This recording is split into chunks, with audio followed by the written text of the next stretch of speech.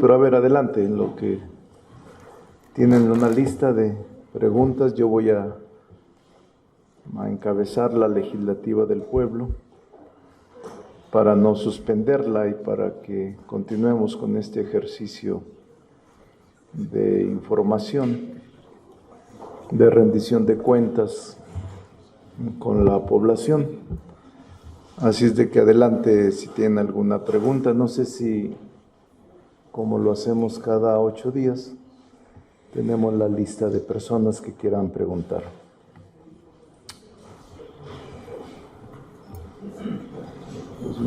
Me acompaña la diputada Andy de Nayarit.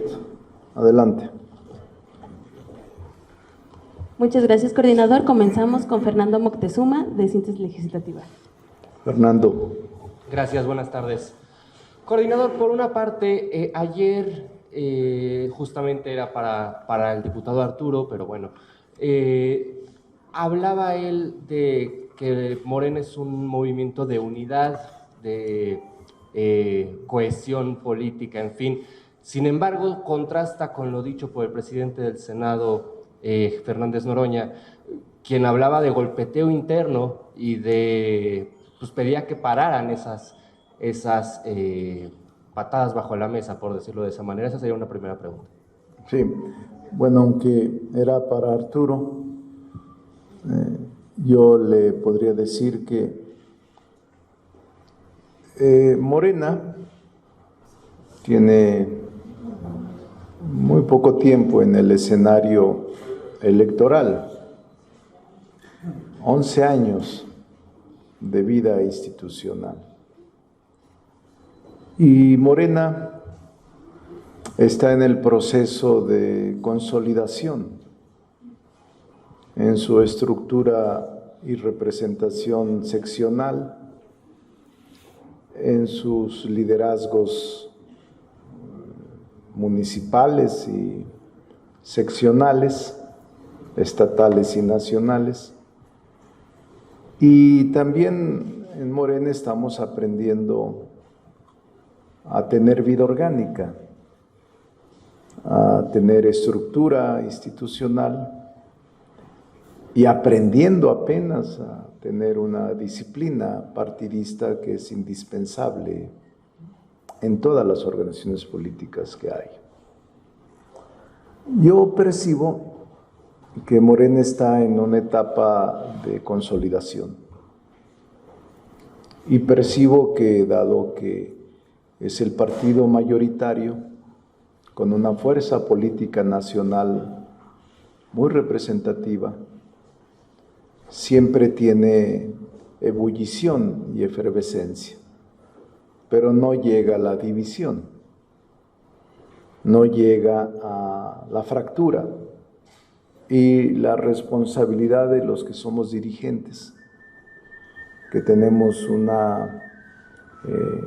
en este momento una función que desarrollar, estamos obligados a mantener la unidad, estamos obligados a contribuir a la cohesión y estamos obligados a que la presidenta de la República, Claudia Sheinbaum, tenga el respaldo de nosotros como organización política, pero también como personas que estamos dedicados a una responsabilidad institucional, en este caso el Poder Legislativo. Entonces yo apuesto más por este proceso que por su juventud de nuestra organización pues, está viviendo, y yo estoy seguro que vamos a salir adelante. Por otra parte, diputado, la semana pasada lo comentábamos aquí sobre la hoja de ruta para septiembre, para todas lo que se va a analizar a lo largo de septiembre, el periodo ordinario. Sí. Yo les diría, es buena la pregunta porque hace rato platicaba con 2 reporteros y les dije que aquí lo comentaríamos. La hoja de ruta es las iniciativas que tenemos pendientes, que ya están prácticamente en ambas cámaras. La hoja de ruta son el Código Nacional de Procedimientos Penales, la Ley Federal contra la Delincuencia Organizada, esta Ley Federal de Procedimientos de lo Contencioso Administrativo, la Ley de Amparo, y luego también la de extorsión, que ya se aprobó en comisiones. Es una reforma constitucional. Y también tenemos pendiente la Ley General de Salud. Después de la reforma constitucional vendrá el tema de la ley reglamentaria sobre la extorsión.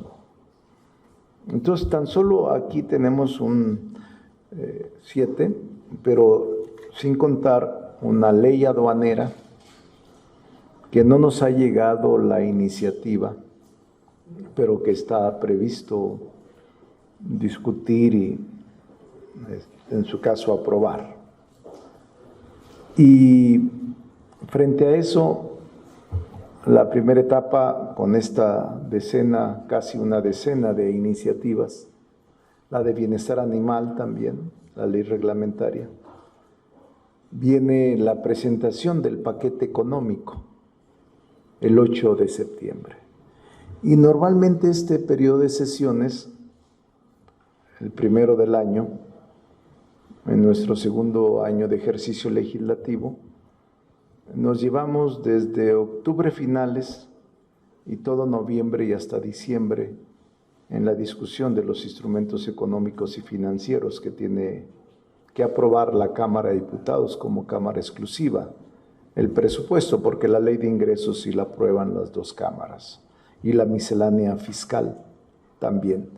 El 8 de septiembre haremos la recepción y vamos a ver cómo viene. Pero además, Fernando, de estas tenemos nosotros que aprobar por mandato constitucional otras leyes que pueden ser en este periodo o incluso hasta más o menos marzo en algunos casos, o abril, o sea, el segundo periodo. ¿Cuáles son?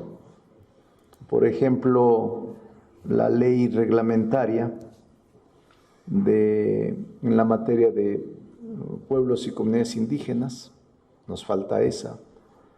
Nos falta la ley reglamentaria que regula la materia de áreas y empresas estratégicas, y nos falta una ley reglamentaria en materia de igualdad sustantiva, perspectiva de género, derecho de mujeres a una vida libre de violencia y erradicación de la brecha salarial. Esa es otra ley reglamentaria pendiente. Tenemos otra en materia de bienestar, en materia de bienestar también, que nos dimos 180 días para hacer la ley reglamentaria. O una en materia de vivienda para los trabajadores. Otra más en protección, ya lo dije, y cuidado animal.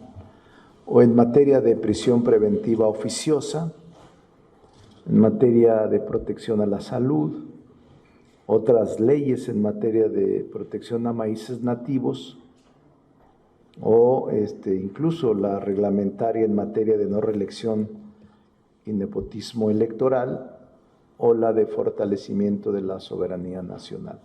Todas estas reformas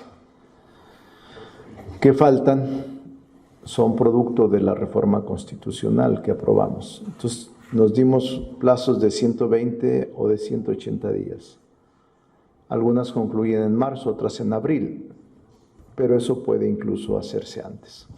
Ahora, no le voy a preguntar si nos da tiempo, porque me va a decir que sí, pero ¿cómo va a dar tiempo para desahogar todo esto solamente durante septiembre, teniendo en cuenta lo que se viene además? Sí. Trabajando Ya están trabajando las leyes reglamentarias en las comisiones. Tenemos hasta abril, o sea, puede ser que lo saquemos, no todas, una parte, en el mes de septiembre, octubre. Luego nos dedicaremos al tema económico y financiero.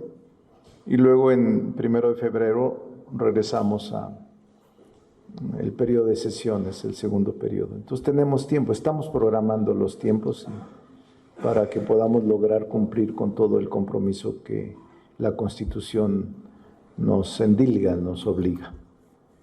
Gracias. Continuamos con Felipe Barrera. Les voy a preparar un cuadro, Fernando, para que más o menos les diga por qué es la obligación y qué fechas cumplen de lo que se va a pasar, como ya donde hay dictamen y donde no hay todavía iniciativas. Se los mando a todos los que quieran. Adelante. Continuamos con Felipe Barrera, de ABC Noticias. Felipe. Diputado, buenas tardes. Oiga, diputado, su punto de vista en torno a el pronunciamiento de la presidenta Sheinbaum en torno a que, bueno, pues esta corte que ya está por concluir su ciclo, pues que se va a ser recordada por liberar delincuentes, proteger evasores fiscales. Su punto de vista sobre esto, sí. Porque bueno, ella también menciona la importancia que tuvo el proceso electoral judicial para renovar este poder judicial, valga la redundancia. Sí, nosotros asumimos nuestra responsabilidad histórica, Felipe. Yo coincido con la presidenta Claudia Sheinbaum. Cuando fuimos al proceso electoral del 2024, yo acompañé a la presidenta de la República a muchos mítines, porque me encargué de una circunscripción plurinominal y de varios estados del país, como organizador en la campaña de ella. Y el clamor mayoritario era ir a la reforma judicial para la elección de jueces, magistrados y ministros. Lo logramos, construimos la mayoría calificada, se procedió a un debate profundo y se cumplieron todas las formalidades que la Constitución previene para el caso de reformas constitucionales. Para mí es una hazaña ciudadana, histórica, que México haya dado paso a un proceso de elección de miembros del Poder Judicial. Para mí fue muy importante, porque el Poder Judicial arrastraba ya con lastres, vicios de nepotismo, de corrupción, de tráfico de influencias, de redes de corrupción, que ya no era posible sostener ni tampoco simular que se tenía una justicia pronta, expedita, gratuita. No, la justicia se encontraba al mejor postor. Por eso a mí me alegra que vaya a refrescarse al Poder Judicial. Y me alegra que se inicie un proceso inédito en México, después de haber logrado todo el proceso legislativo formal, luego el proceso electoral y ahora los resultados finales que darán cuenta de la presencia y el arribo de nuevos juzgadores. Yo estoy tranquilo y satisfecho porque logramos lo que muchos creían que era imposible. Aunque todavía hay críticas por este proceso, es normal que la oposición o que quienes tenían privilegios se quejen de que serán suprimidos estos. Entonces yo estoy tranquilo, lo digo como coordinador del grupo parlamentario de Morena, lo digo como diputado federal que me tocó votar estas enmiendas constitucionales y legales, y yo tengo mucha esperanza de que el arribo de nuevos ministros, magistrados y jueces van a recuperar este déficit que hay en la justicia en México. Diputado, usted como doctor en Derecho, diputado, ¿Habrá alguna probabilidad, alguna posibilidad de que pueda revertirse ese amparo que en su última sesión la primera sala de la Suprema Corte concede a Lorenzo Córdoba, al grado también de ordenar a la Secretaría de Educación Pública retirar los señalamientos sobre la discriminación, la burla que hizo a un grupo de indígenas, Lorenzo Córdoba, en su calidad de presidente del INE? ¿Esto es viable, de diputado? Sí. Porque hablaba también de ello la presidenta, de que iban a ver la posibilidad de que pudiera, sobre todo porque ya se están entregando los libros de texto. Sí, son actos consumados, Felipe. Creo que ya se concluyó la entrega del libro de texto que contenía esa referencia discriminatoria de Lorenzo Córdoba en los libros de texto. Es una resolución de la Corte que se da frente a actos consumados, que ya fue la entrega de libros de texto a las escuelas. Entonces lo que ahora pasa y lo que ahora yo creo debe de suceder es acatar la resolución en la medida de lo posible, acatar la resolución frente a actos consumados, acatar la resolución frente a lo que acontece. Yo sí creo que la expresión de Lorenzo Córdoba en su momento fue desafortunada, pero hay una resolución que yo, como abogado, como maestro en Derecho, creo que debe de respetarse. Una última pregunta, diputado, en torno a, también decía la presidenta Sheinbaum, dentro de las prioridades aquí en el Poder Legislativo para su gobierno, pues es la conclusión de esa reforma en materia de seguridad. ¿Hay cambios o está también en primera instancia aquí en el trabajo legislativo para septiembre ese tema que señala la presidenta en materia de seguridad? Sí, nosotros concluimos el paquete que teníamos de seguridad pública con las dos últimas leyes, la de investigación e inteligencia y la del sistema de seguridad pública. Hasta ahora no tenemos otra pendiente. Tenemos las 4 en materia de sistema judicial, que ya las dije: ley de amparo, delincuencia organizada, Código de Procedimientos Penales y la ley de lo contencioso administrativo. Pero en materia de seguridad pública concreta no tenemos nuevas iniciativas ni proyectos de dictamen que estén pendientes. Ok, diputado, gracias, pero nada más antes de dejar el micrófono, preguntarle sobre esta comisión, la comisión para la propuesta de la presidenta Sheinbaum en materia de reforma electoral, si se declara en sesión permanente, pero también habrá algunas aportaciones que nos pudiera adelantar en torno aquí al Poder Legislativo. Sí, nosotros vamos a contribuir, a colaborar, a participar cuando seamos convocados en esta comisión que preside Pablo Gómez. Pero estamos conscientes de que lo que se logre concretar, acordar, consensar en esta comisión tendrá que ser presentado a alguna de las dos cámaras para su aprobación o no. Si no se logra en el caso de reforma constitucional, las 2/3 partes de los integrantes del Congreso, o mayoría simple en el caso de modificaciones al Código de Procedimientos Electorales, de instituciones y procedimientos electorales. Entonces, nosotros al final no nos desesperamos ni nos precipitamos. Si nos solicitan, seguramente los diputados de todos los grupos parlamentarios optarán por ir o no a estos foros de debate. Pero esa misma reforma que se proponga mediante una iniciativa del Ejecutivo tendrá que llegar aquí.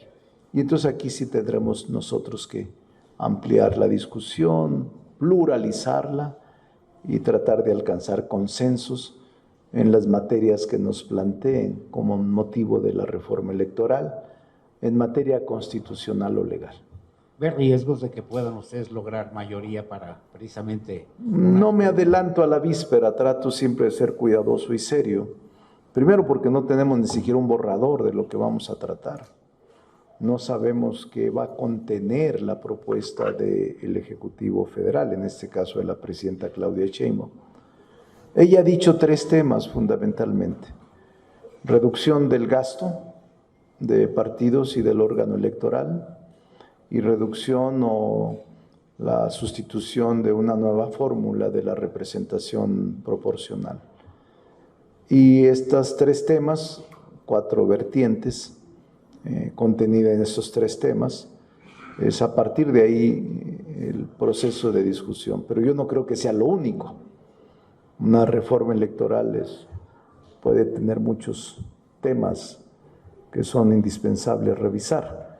Entonces vamos a esperar que nos llegue la propuesta y que se empiecen los foros de deliberación y debate en todo el país que anunció la presidenta Claudia Sheinbaum. Gracias, diputado. Gracias. Siguiente pregunta, Fernando Damián, de Milenio. Fernando. Gracias. Buenas tardes a todos. Son 2 preguntas, diputado. La primera, insistir en el tema que planteaba mi compañero Felipe Barrera, la reforma electoral. Hay cuestionamientos severos de grupos intelectuales, expertos en la materia y desde luego la oposición, cuestionando precisamente el carácter de la comisión presidencial integrada solamente por personajes afines a la presidenta y a la Cuarta Transformación. Incluso ayer el diputado Rubén Moreira calificaba esta propuesta inicial como una gran trampa para destruir la democracia. ¿Qué responde a esos cuestionamientos? Que no es así, que el crear la reforma, el grupo para la reforma, esta comisión, cae dentro de las facultades y atribuciones que tiene la presidenta de la República, y que el nombramiento, la integración de esta comisión obedece a principios de legalidad, acata principios de constitucionalidad y es una facultad de la presidenta. Finalmente, lo que surja ahí, aquí va a caer en el ámbito de atribución del Poder Legislativo.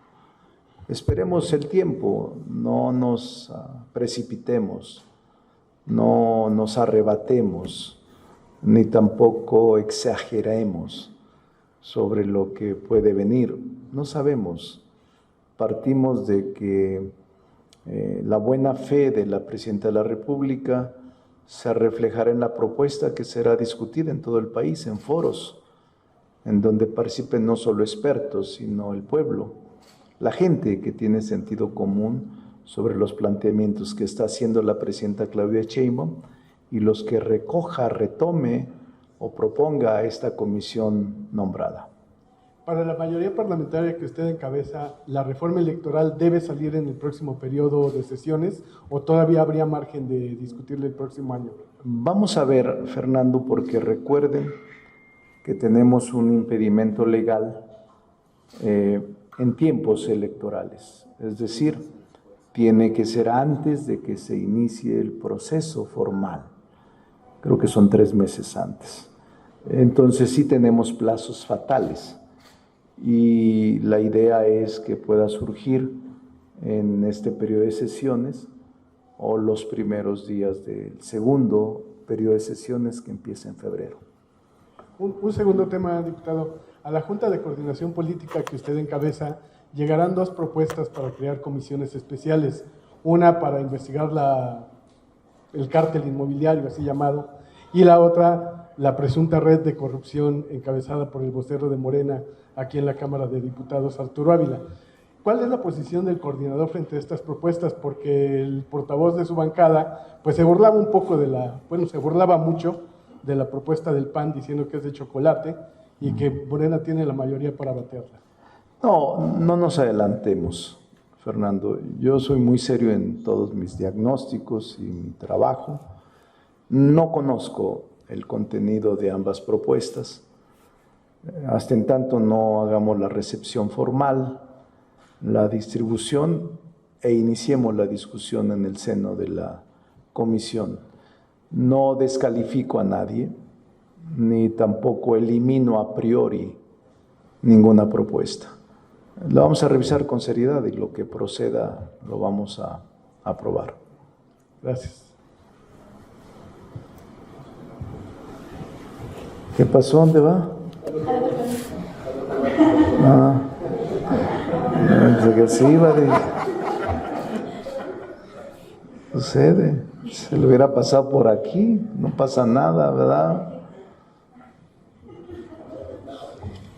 Continuamos con Margarita Nicolás de Cadena Raza. Margarita. Mariana. Diputado, yo te quiero preguntar la primera. Este comité presidencial, como se le ha dado al grupo que conformaron para la reforma electoral, ¿no lo ves así como un poco ya quemado? Pues no traen tan buenas credenciales Pablo Gómez, Saldívar, Arturo Saldívar, y pues ahí están algunas personas que ya hicieron una reforma anterior y que después ahí a la última hora le estaban haciendo algunos acomodos, pues para que cuadrara con lo que querían el grupo mayoritario, pues llevar a la práctica en materia electoral. Y también saber si en el tema también electoral, si van a ustedes a trabajar para que los grupos parlamentarios, por ejemplo, los grupos, por ejemplo, el PT, el Verde Ecologista, pues puedan seguir viviendo de los plurinominales. Ayer precisamente decía Gerardo Fernández que si desaparecen, pues Morena se desinfla, porque realmente los que le han dado vida, pues son estos dos partidos políticos, Sí. Con las votaciones. Ajá. Sí, mira, yo creo que en la comisión que la Presidenta de la República ha decidido conformar es en razón de sus facultades como titular del Ejecutivo Federal, como jefa de Estado, como jefa de gobierno. No ha hecho otra cosa sino lo que establece la ley. Y el hecho de que esté Pablo Gómez al frente de esta comisión y otros miembros del gobierno, para mí son garantía de que habrán de hacer un buen trabajo. Pero yo creo que el trabajo definitivo es el que va a hacer el Congreso. Así que no deben de preocuparse. Lo que ellos propongan será revisado por el Congreso mexicano.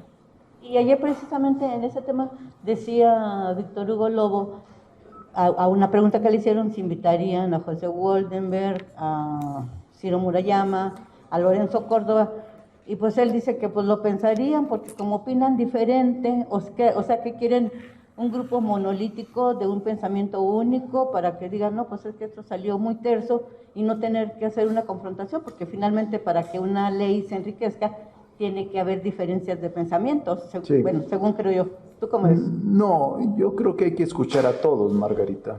Yo soy de esa opinión. Más en el Congreso. El Congreso donde están representadas todas las voces políticas partidistas del país, debe de caracterizarse por ser abierto, por ser plural, por ser tolerante y escuchar todas las voces, aunque no nos gusten algunas, pero es parte del México moderno.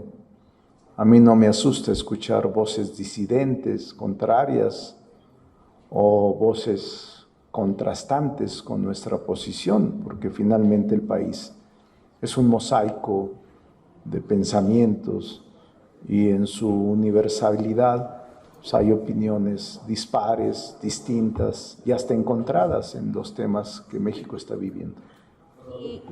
Y finalmente me gustaría saber tu opinión en torno a esta expresión que hizo el presidente de Brasil, Luis Ignacio, de que él no va a hablar de aranceles con Trump, que no se va a arrodillar. ¿Ustedes ven ahí una crítica o un mensaje oculto? No, a mí me parece la posición del presidente un estilo.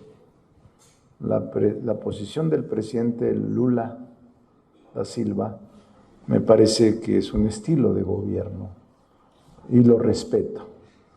Creo que es una actitud digna, pero también los resultados frente a una nación son lo que cuentan.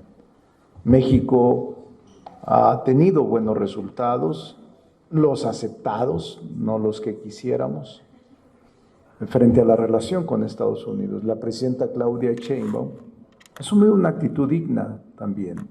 La presidenta Claudia Sheinbaum ha decidido imprimirle un sello y un estilo prudente, diplomático, respetuoso del presidente Donald Trump. Y Donald Trump, a su vez, ha sido recíproco y la ha respetado. Son estilos de gobierno. Yo avalo y respaldo el de la presidenta Claudia Sheinbaum y el del presidente Lula da Silva. Me parece muy respetuoso y digno como defensor de su país. No lo sé, yo no quiero hablar de pérdidas y ganancias porque aunque conozco ese país, conozco sus políticas de cerca, no quiero actuar de manera injerencista en la estrategia del gobernante Lula da Silva. México en los años 70, desde aquel entonces para acá fue variando, pero en los años 70 México se distinguió por ser un país líder, tener un liderazgo a nivel latinoamericano, incluso mundial, porque participaba y encabezaba organismos internacionales como el de desarme de nuclear, en fin. Ahora, dadas las condiciones de gobierno desde Estados Unidos por Donald Trump, está tratando de imponer reglas para con quienes debe unirse cada país, en este caso México. ¿No considera usted que desde aquí de la Cámara de Diputados, desde el Congreso de la Unión, se podría impulsar una actividad más intensa, ya que incluso existen comisiones de hermanamiento, de alianza con otros países, que se impulsara desde aquí una alianza interparlamentaria, incluso con los BRICS, que son algunos de los que están teniendo ahorita diferencias con Trump? Gracias por su respuesta. Sí, México se ha destacado a través de la historia de tener una intensa actividad diplomática y también en el Parlamento ha tenido esto que llamamos diplomacia parlamentaria. Es una buena idea. México participa de varios parlamentos en el mundo, participa en el Parlamento Europeo, participa como miembro en el Parlatino, como miembro en el Parlacén, como miembro en el Parlamento de las Américas, y por supuesto que es una buena medida y es una buena propuesta.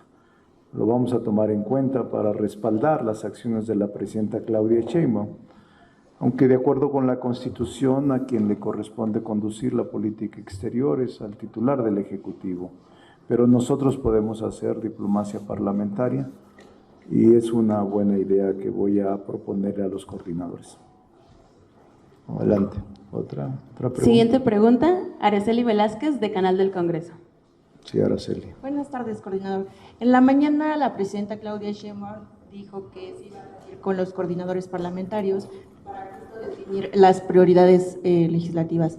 Si nos puede confirmar alguna fecha, si nos puede decir cuándo va a ser más o menos esta reunión. Sí, tenemos reuniones frecuentes con ella. La presidenta Claudia Sheinbaum tiene una organización y su estructura es muy disciplinada en sus temas. Nosotros nos reunimos normalmente cada 8 días, semana por semana, para revisar los temas de la agenda legislativa y las prioridades que se tienen en el Ejecutivo. Y hemos tenido 2 semanas que no nos hemos reunido. Ayer fue, el lunes pasado, el segundo lunes que no nos hemos reunido. Pero yo conversé con la secretaria de Gobernación el día de ayer, avanzando en estos temas, y me adelantó que ya las reiniciaríamos la semana próxima. Y estos son los pendientes que yo les decía, junto con el cuadro que quizás no esté aquí, el cuadro de obligaciones pendientes legislativos que a pregunta de Fernando les dije en la primera etapa y que son en total cerca de 20 compromisos, incluyendo estos que ya tenemos en algunos casos dictamen para la discusión inmediata en el Congreso, en el Pleno de las cámaras. Entonces estas son, mire, unas que están en el Senado ya como dictamen y otras que están en la Cámara de Diputados, como la de extorsión, que ya se aprobó en la Comisión de Puntos Constitucionales, la propuesta de reforma constitucional. Aquí faltaría la ley aduanera, que es otra de las cosas que está planteando la presidenta, y faltarían otras leyes, por ejemplo, la de bebidas energetizantes, que estarían dentro de la ley de salud. Se quiere aprovechar la modificación a la Ley General de Salud en materia de vapeadores o cigarrillos electrónicos para hacer una revisión más amplia de toda la Ley General de Salud. Entonces la presidenta está muy clara en eso y vamos a acudir con ella seguramente la próxima semana. Ahora no, porque yo espero que, bien, como saben que hay receso, no han venido, pero seguramente cuando iniciemos todo esto, el 1 de septiembre, siempre se presenta. Hay una lista registrada y entonces es legal su actividad. Entonces vamos a ver en los próximos días. Saber en qué va la solicitud de desafuero del senador Alito Moreno por parte de la Fiscalía de Anticorrupción de Campeche. Llegó un aviso, pero ¿cuándo se va a llevar a cabo esta discusión? Bueno, aquí está un integrante de la subcomisión. Pero, mire, llegó la denuncia de declaratoria de procedencia. Esta denuncia se envió a la subcomisión de examen previo. Ya se notificó a la persona imputada y está a la espera del inicio de periodo de sesiones, porque la ley dice que siempre el desahogo de este proceso es en 60 días dentro del periodo ordinario de sesiones. Entonces están esperando simplemente que llegue el 1 de septiembre para continuar el proceso que está planteado. Muy bien. Hablando del senador Alito Moreno, también su opinión sobre que fue a Estados Unidos a acusar a Morena y al expresidente Andrés Manuel López Obrador con la DEA y el FBI. Pues es un asunto de él. Debería preguntarle a él, porque yo no tengo ninguna opinión. Son estrategias políticas, partidistas, que deben de valorarse por ellos mismos. Creo que en esta estrategia táctica ellos son los responsables. Obviamente yo no coincido. Me parece que es inadecuado, es incorrecto, pero pues también ellos son los que diseñan sus estrategias. Ya incluso la presidenta lo llamó vendepatrias. ¿Usted qué opina? Lo dije el otro día, siempre respeto a la presidenta. Siempre sostengo y siempre apoyo sus comentarios, sus posiciones. La presidenta de la República, Claudia Sheinbaum, es la mujer más informada de todos los mexicanos y mexicanas. Y yo la he visto y es muy estructurada, le da seguimiento puntual a todas las cosas, no se le pasa nada. Entonces, la expresión de ella la respeto y obviamente debe tener elementos suficientes para hacer este tipo de expresiones. La respeto y las avalo. Ya por último, diputado, saber si ya leyó la carta de Andrés Manuel López Beltrán su opinión al respecto, y también sobre lo que comentó el senador Fernández Noroña, de que, bueno, él dice que él no cree que Andrés Manuel López Beltrán haya escrito esta carta por lo mal hecha que está, así lo mencionó. También ya la presidenta se posicionó al respecto, dice que el poder se debe de ejercer con humildad. Bueno, primero yo le diría que respeto mucho a Andrés Manuel López Beltrán. Y él expresó en una carta sus motivaciones de su salida a vacacionar en el exterior.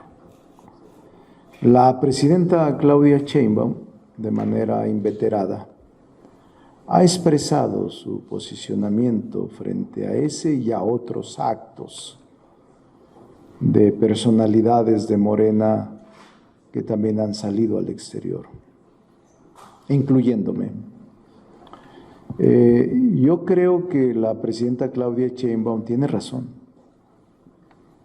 en hacer esos llamados. Para mí la presidenta Claudia Sheinbaum es no solo la jefa de Estado, no solo la jefa de gobierno, que la Constitución así la reconoce por la elección popular que tuvo lugar en el 2024, sino yo le entiendo, incluso hasta podría justificar no solo su posición, sino hasta su actitud, porque ella como jefa de Estado y como jefa de gobierno, también aunque no lo acepte ella, es la conductora natural de un movimiento al que le dio vida Andrés Manuel López Obrador y muchos otros mexicanos y mexicanas que alrededor de él caminamos durante varios años. Y cuando alguien no asume con responsabilidad los principios, cualquiera que sea, ella se siente mal, así lo estimo. Y tiene razón en esta reacción que ella tiene, porque finalmente a ella le reclaman como conductora de este movimiento, como jefa de Estado, como presidenta de la República, seguramente interna, externamente o en sus viajes continuos o al interior de su conciencia, no está de acuerdo con eso.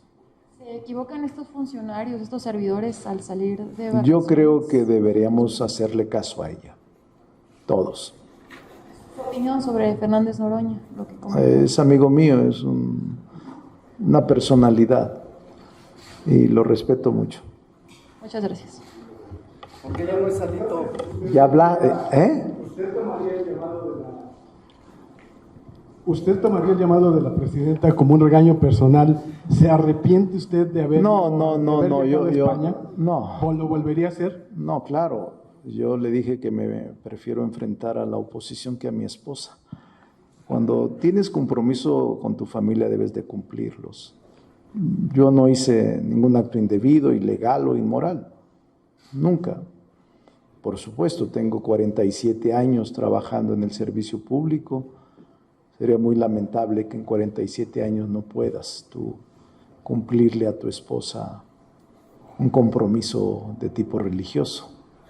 No, yo creo que hay que hacerle caso a la presidenta, porque todo lo que se dijo en el caso mío es falso. Del hotel, por ejemplo, nadie me ha comprobado un vale, una reservación a mi nombre, un pago de... Lo único que pagué fueron como 80 euros, 100 euros del desayuno de mi esposa y mío. Yo creo que está más caro aquí en cualquier hotel. Es lo que costó, pueden preguntar. Es buffet. Y ahí desayunamos mi esposa y yo. Y de ahí nos fuimos a caminar. Y además les digo una cosa, cúmplanle a su esposa, o a su esposo, o a su pareja, o a su novio, o a su novia, cúmplanle, si no mejor no se comprometan. Y no se hace nada ilegal, ni nada indebido, ni nada inmoral. Yo seguiré defendiendo mi posición, siempre, porque lo hice con mis propios recursos y después de haber trabajado 47 años en servicio público. Entonces no hay ningún problema. Y es parte de, no reclamo a nadie, ni a medios, ni a personas, ni a nadie. El momento es tan complicado y la narrativa se ha aprovechado de manera tan perversa que lo entiendo muy bien. Políticamente los opositores lo aprovecharon. Y por eso creo y siento que la unidad es fundamental en estos momentos en los que no podemos intentar romper con esta cohesión y unidad a la que nos convoca la presidenta Claudia Sheinbaum.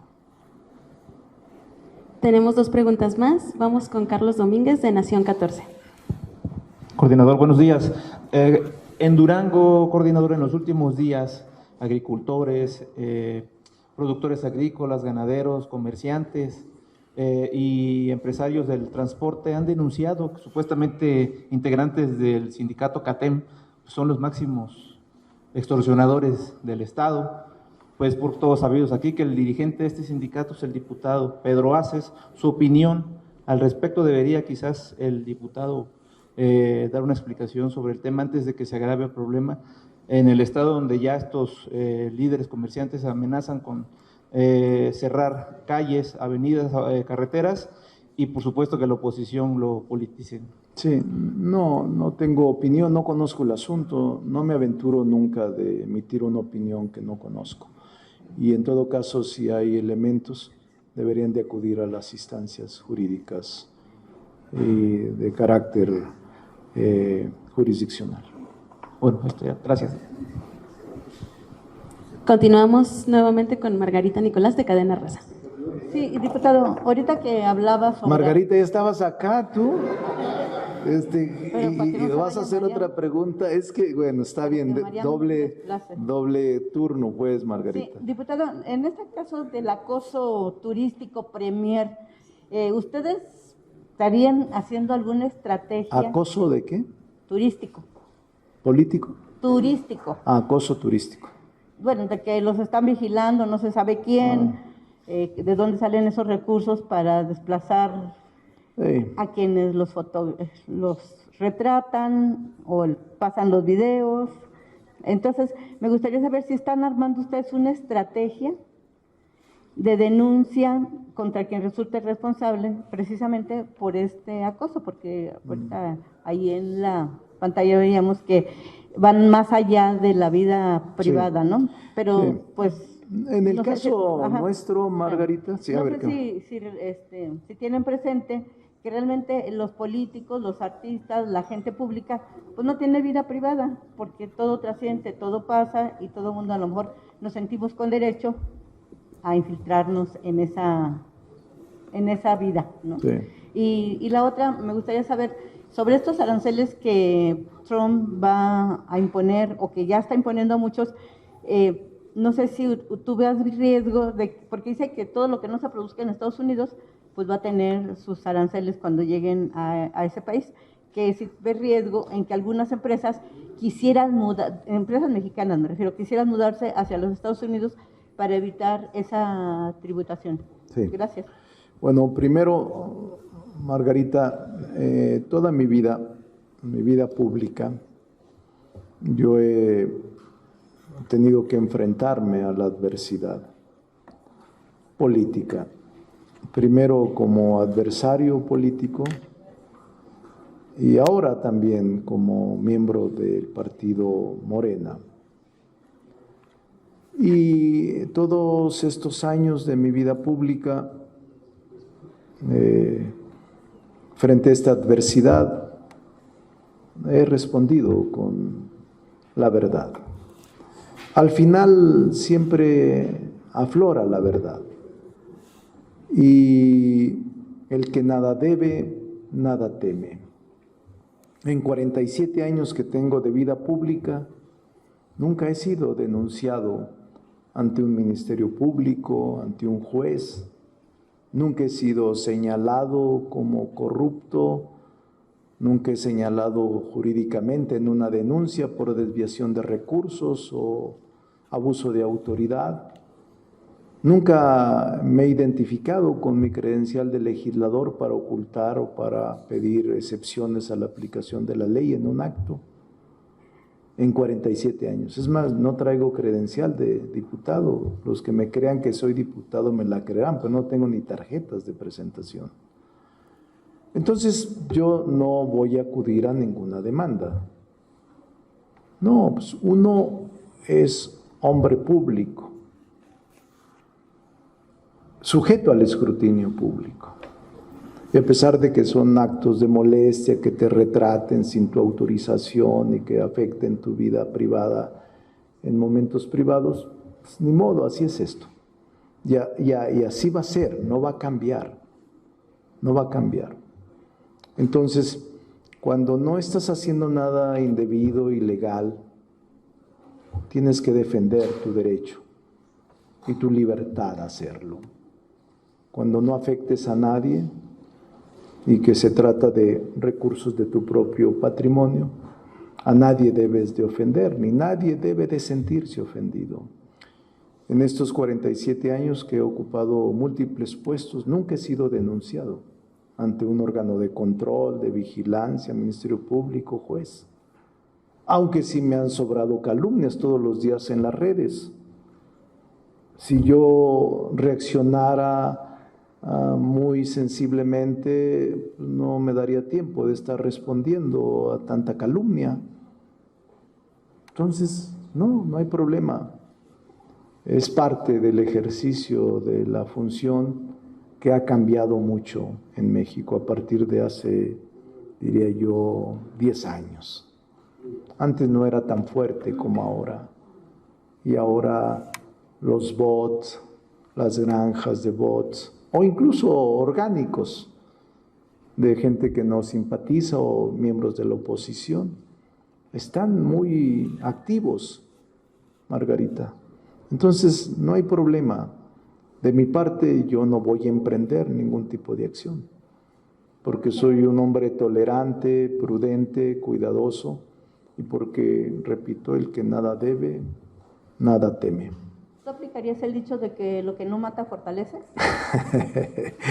Dice Margarita, lo que no mata fortalece. No, lo que debe de hacerse siempre es actuar con mucha firmeza, defender lo que crees y en lo que piensas y actuar conforme a la ley, siempre conforme a la ley, nunca violando la ley.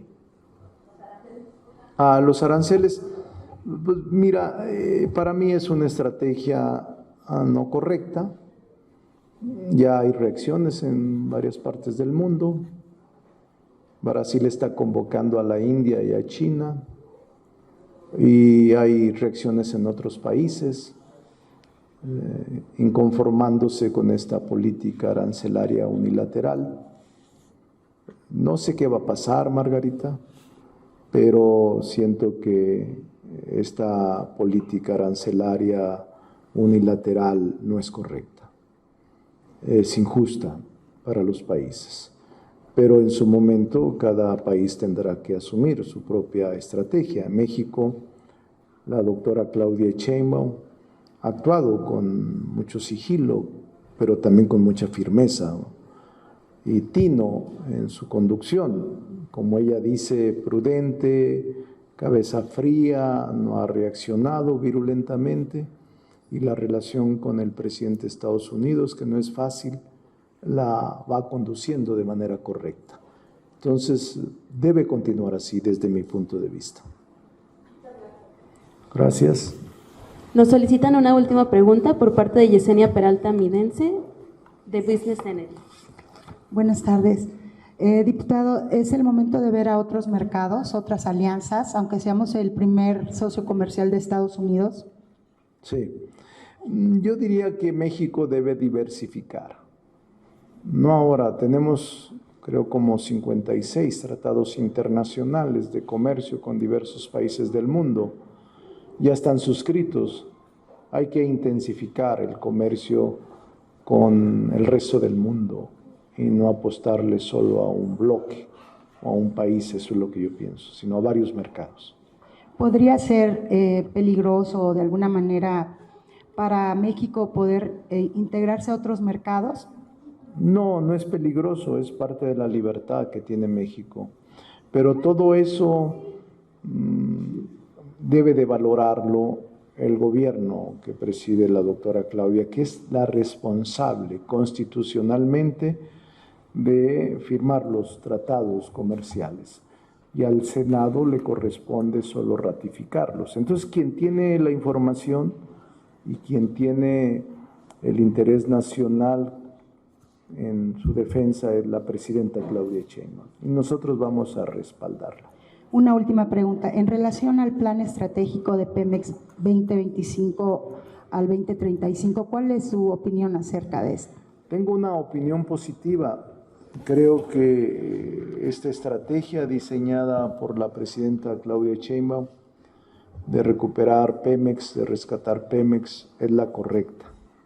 Mientras otros gobiernos hundieron a Pemex, endeudaron a Pemex, saquearon a Pemex, debilitaron a Pemex, hoy la presidenta continúa con la política que inició el presidente López Obrador de reforzar a Pemex como empresa del Estado.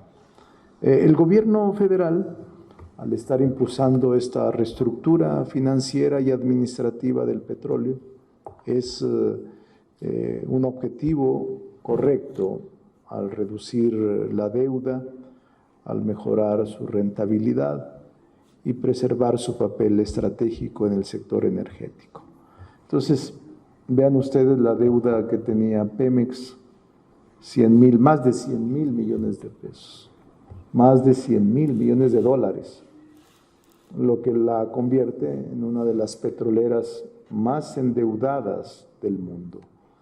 Y lo que ha hecho ahora la presidenta con esta nueva estrategia es recuperar la conducción del Estado en la política energética y recuperar su rentabilidad.